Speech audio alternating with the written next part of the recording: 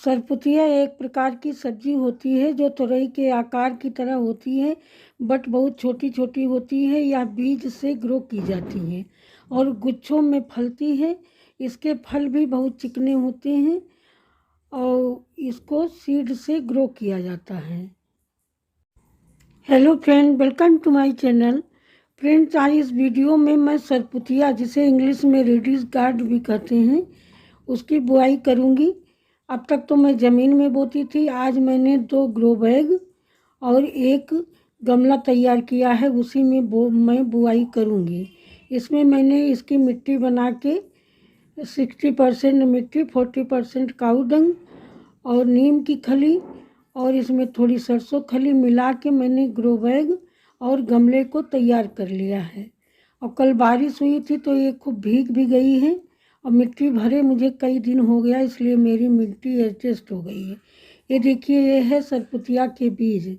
सरपुतिया के बीज छोटे छोटे होते हैं, बहुत चिकने होते हैं। ऐसे तुरई का बीज भी उसी तरह होता, लेकिन तुरई के बीज थोड़ा बड़े होते हैं और इस तरह से चिकने नहीं होते। देखिए, ये चिकने चमकदार हैं, इनमें चमक होती है। और ये थोड़े तुरई के बीज थोड़े बड़े होते हैं और इनमें कोई चमक नहीं होती है। तो ये हुआ अंतर दोनों में। वैसे काफ़ी अंतर है, देखने से ही पता चलता है कि ये जो है छोटे हैं, चमकदार हैं, और वो बड़े हैं, उनमें कोई चमक नहीं है। तो इस तरह से इसके मेच्योर सरपुतिया को सुखा के, जैसे और चीज़ का भी, लौकी का, कद्दू का, हर चीज़ का रखा जाता, वैसे इसको भी एक सरपुतिया हेल्दी सी आप सुखा लीजिए इस तरह से ये,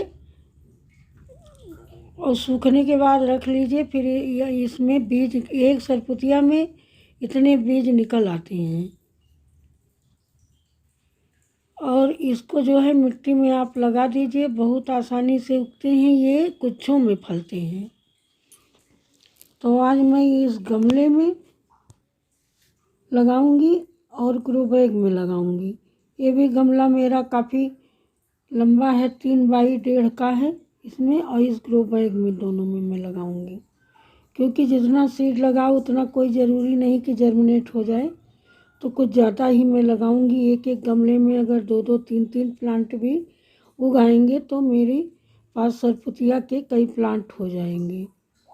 अब की पहली बार इस मौसम में मैं इसको ट्राई करती हूँ, नहीं तो जब जून में लास्ट में पहली बारिश होती है उसी के बाद से ही मैं इसको ज़मीन में लगा दिया करती थी।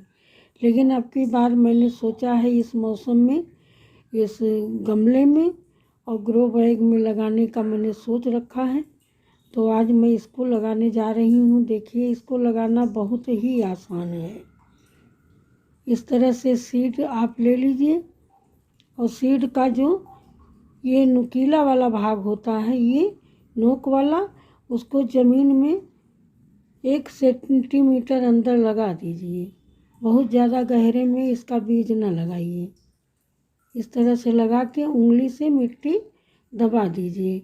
इस तरह से जितने भी सीड आपको लगाने हैं आप लगा सकते हैं। एक गमले में कम से कम, एक ग्रो बैग में 6-7 बीज लगाएंगे तब जाके कहीं 3-4 प्लांट उगेगा। तो इस तरह से मैं इसको इसमें लगा दूँगी ग्रो बैग में। 2 ग्रो बैग में लगाना है तो दोनों में मैं लगा दे रही हूँ इस तरह से।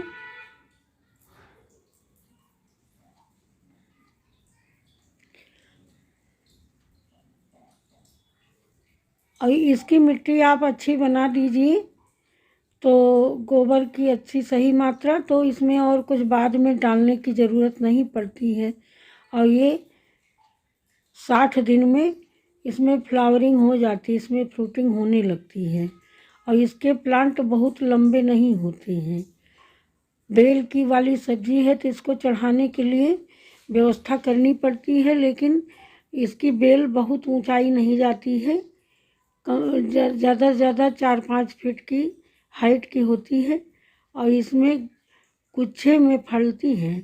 अगर आपका छोटा परिवार है तो अगर आपके पास 4 प्लांट हैं तो आपको पर्याप्त सब्जी मिलती रहेगी। और इसकी सब्जी जो है वो अक्टूबर नवंबर तक आपके गार्डन में बनी रहेगी। नीचे से आप तोड़ते जाएंगे, ऊपर से ये गुच्छों में फलती चली जाएगी। और इसमें बहुत विटामिन, आयरन, कैल्शियम, बहुत गुणवत्तापरक ये सब्जी होती है और खाने में भी बहुत स्वादिष्ट लगती है। हमारे यहाँ पूरब में इसको बहुत लाइक किया जाता है। और जो लोग ज़्यादा खेती करते हैं वो चढ़ाने की कोई व्यवस्था नहीं, ज़मीन में ये ज़मीन में भी फैल के खूब बढ़िया फल करती है। ठीक है, हैप्पी गार्डन।